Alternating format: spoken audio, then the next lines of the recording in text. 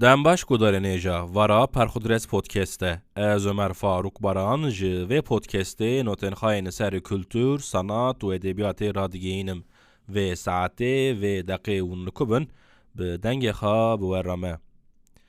مراش به فلکتا 7.7 کت تاریخ دنه او باجار دکی به دهان سالان به تراژدی ارتهج دبیرا انسانان دابه. بس بری دپرمه مراش به قاسی دندرمه اینخوا به چارخت اینخوا جی مشهور بو. پرخودرس پودکستی با گهدار هنکی جی تراژدی ارتهج دور بکوین چاو لچند چارخت این مراشی خست. کانی ناو مالا ششن، سسه تعلن، سسه خاشن، ایکو خیر من آغازن، سه مهاوین خون ورشن. واری مزن، لید چیری کارو بزن، آوجی و دستی خاگران که خودی و غزاله ازم. لملتی مشمش دبن، دندک خواد خاش دبن، ایکو جرنده دور کتن، مراخ دکن نخاش دبن. گلک لباخچه مهل بویه، باران باری کوکشل بویه، هلال دورا من خلقه میزکن، که دلکه مینایی من کل بویه.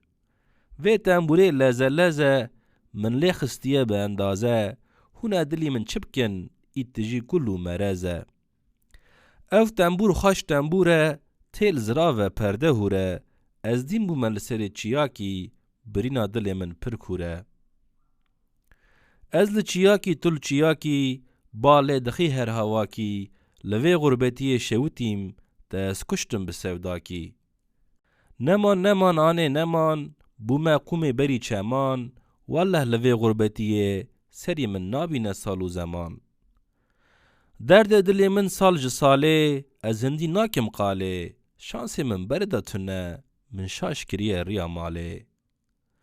از جسازان باغلمه ما، کتو تیلی از پردمه، کی چه دوی برا بوی، دعا منی از ایدمه. از بدیاری مالان کتم، خوا من هات از راکتم، گوتن نازیت داینه، پوشمان لبا کتم. باران باری عرده شل کر، ناف کلمان تجی گل کر، رندا کل گندی هانه، که زبا من تجی کل کر. همبر مالان یوقشه، کچک تگران هلکشه، سر سنگارنده هلانی، خالیه که دور بناقشه. هر آوه اونه، گران وره مچلقینه، تاسک آوا سار بمنده، آوا رنده چه شیرینه. تو بچام بلی از بمرخ بم، تو بمی بلی از ببرخ بم، حتی که هم جفت هر بونه، تو بگل بلی از باخ بم. گودار نیجا اماتن داویه برنامه خواه، متناوی برنامه هندکارنجی پرخودرس پودکست .com بخونن. پرخودرس پودکست هر پنجشنبه ده ساعت 5:05 PM دا به بشکنو بورایه. وگاوه بخاطر و